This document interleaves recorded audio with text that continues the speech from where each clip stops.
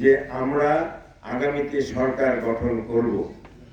তো আগামীতে যদি আমরা সরকার গঠন করি, তারপরে আমরা যখন কাজ টাজ করতে চাবো, এই আমাদের উলিপুর বা কুড়িগ্রামের মতন এই এত গরিব এলাকায়, যেটা আজকে 18-20 বছর ধরে এখানে কোনো উন্নয়ন হয় নাই। আমরা যেখানে যাই রাস্তাঘাটের উন্নয়ন নাই, স্কুল কলেজের উন্নয়ন নাই, কোনোখানেই উন্নয়ন নাই। এই উন্নয়ন আমরা দেখতে পারি নাই। এই নর্থ বেঙ্গলের লোকরা, আমাদের মধ্যে বিরাট বড় মানে অন্যায় করা হয়েছে। আমাদের এইদিকে কোনো উন্নয়ন করা হয় নাই, উন্নয়ন। এই জন্য আমরা যেটা চাই যে আপনারা এই ভোটটা যদি আমাদেরকে ধানের শীষে দেন, আমরা জনাব তারেক রহমানের হাতকে শক্তিশালী করতে পারবো, এবং তার হাত যদি শক্তিশালী হয় তাহলে আমরা কিন্তু তার কাছে অনেক যেতে পারবো। আমাদের যে বড় সমস্যা সেটা হলো নদী ভাঙ্গন, আমাদের এই আনএমপ্লয়মেন্ট সমস্যা, চাকরি বাকরি পাচ্ছে না, কত যুবক চাকরির অভাবে তারা জীবনটা প্রায় নষ্ট করে ফেলছে। আমাদের অনেক অনেক সমস্যা। এই সমস্যার সমাধানের জন্য যে সরকার পাওয়ারে থাকবে, এইখানকার এমপিকে ওই সরকারের এমপি হইতে হবে, তা নাহলে এই এলাকার আপনারা উন্নয়ন পাবেন না। আপনারা কি উন্নয়ন চান? ইনশাআল্লাহ। উন্নয়ন যদি চান তাহলে আপনাদের কাজ খুব কমে গেল। আপনারা 12 তারিখে খালি ধানের শীষে একটা করে ভোট দেন এবং উন্নয়নের কাজটা আমাদের উপরে ছেড়ে দেন, আমার উপরে ছেড়ে দেন। আমি দেখবো উলিপুরের কি দরকার এবং কি করতে হয়। আমি জনাব তারেক রহমান যেদিন এখানে এসেছিলেন ঢাকায় প্রথম, উনি বললেন আই হ্যাভ আ প্ল্যান, মানে ওনার একটা প্ল্যান ছিল পুরো বাংলাদেশের জন্য। ওটার উপরেই কাজ করছিলাম আমরা।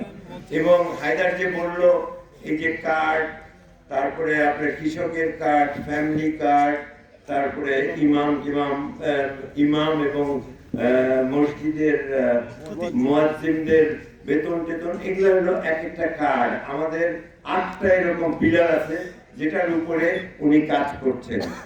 এবং ওনার থেকেই আমি চিন্তা করেছি যে আমি উলিপুরের সন্তান, উলিপুরের জন্য আমার একটা ড্রিম আছে ছোটবেলার থেকে, যে আমি উলিপুরকে কিরকম দেখতে চাই, একটা সুন্দর জায়গা হিসেবে উলিপুরকে দেখতে চাই, উন্নয়ন দেখতে চাই, সাধারণ মানুষের অবস্থার উন্নয়ন দেখতে চাই। যারা দুই বেলা খেতে না পারে তাদের জন্য আমরা খাওয়ার ব্যবস্থা করতে পারি। যারা চলাফেরা করতে পারে না রাস্তাঘাটে, রাস্তাঘাট যেন আমরা উন্নয়ন করে দিতে পারি। আমরা যেন স্কুল কলেজের উন্নয়ন করতে পারি। আমরা যেন মেডিকেল ফ্যাসিলিটিস আপনাদের কাছে পৌঁছিয়ে দিতে পারি। এই যে আমাদের যেসব প্ল্যান আছে, আমারও সেই রকম উলিপুরের জন্য প্ল্যান আছে। তো আমি ইনশাআল্লাহ এটা করার জন্য যে স্বপ্ন দেখেছি, সেই স্বপ্নের কাছে যাওয়ার জন্য আমাদের প্ল্যানগুলা ইমপ্লিমেন্ট করতে পারবো, যদি আপনারা ধানের শীষে ভোট দেন। আর যদি ভোট না দেন তাহলে তো আমাদের কিছু করণীয় থাকবে না। যেমন গত 18 সালে আমি কিন্তু একবার ইলেকশন করেছিলাম ধানের শীষে, জানেন আমাদের বিজয় ছিনিয়ে নিয়ে গেছিল। তো এটা হলো ফার্স্ট টাইম ফ্রি ইলেকশনের মধ্যে, সুষ্ঠু একটা নির্বাচনের মধ্যে, কিন্তু এবার প্রথমবার আমি এবার ধানের শীষ নিয়ে নির্বাচন করছি।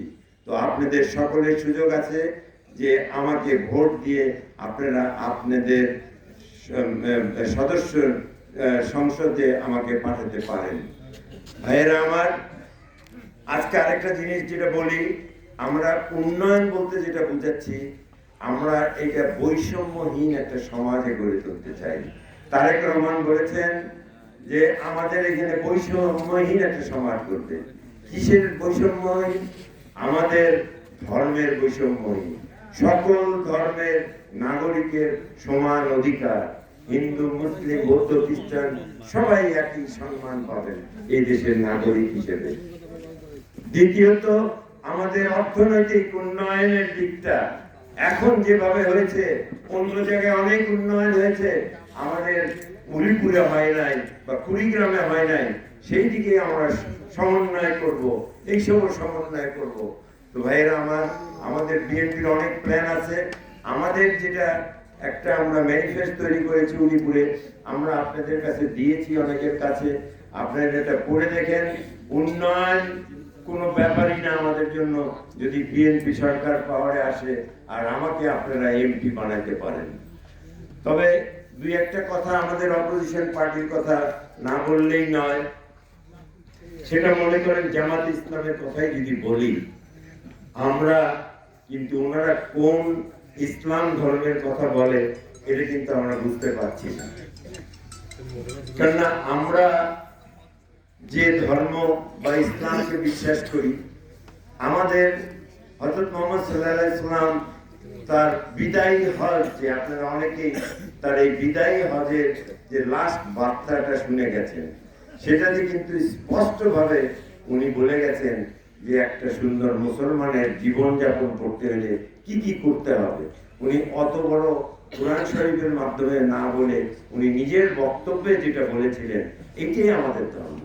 উনি বলেছেন এটাই তোমার দিন, এটাই তোমার ধর্ম, এইটা আমাদের মানা উচিত। কিন্তু ওনারা এই যে আমাদের অপোজিশন পার্টি যেটা বলছে, এটা কিন্তু আমাদের ধর্মে নাই। আমাদের ধর্মে মহিলাকে সমান সুযোগ দিতে হবে। মহিলা আপনার মতন আমার মতন সমান সুযোগ পাবে। ওনাদের ধর্মে এটা কিন্তু নাই। ওনারা হলো তালিবানের মতো। যদি আপনারা দেখে থাকেন, আফগানিস্তানের কথা শুনে থাকেন, তালিবান ওইখানে যখন পাওয়ারে আসলো, এখন ওইখানে কোনো মহিলা আপনার লেখাপড়া করতে পারে না, কাজ করতে পারে না, এবং ওই এক খালি ওই ঘরের সংসার চালানো ছাড়া তারা বাইরেও যেতে পারে না, এইরকম অবস্থা। তো এই আমার যে জামাত ভাইয়েরা আছে, ওনারা তো অনেক কিছু ওই ধরনের কথা আস্তে আস্তে বলা শুরু করতেছেন। কেননা যখন জান্নাতের কথা বলতে পারে, তারপরে অনেক কিছু যেগুলো বলা শুরু করেছে, আমাদেরকে এই পার্টির থেকে সাবধান থাকতে হবে। আপনারা যদি এই দেশে ভালো সুস্থ একটা রাষ্ট্রে পরিণত করতে চান, তাহলে এইখানে ধর্মের এই বৈষম্য আনা যাবে না।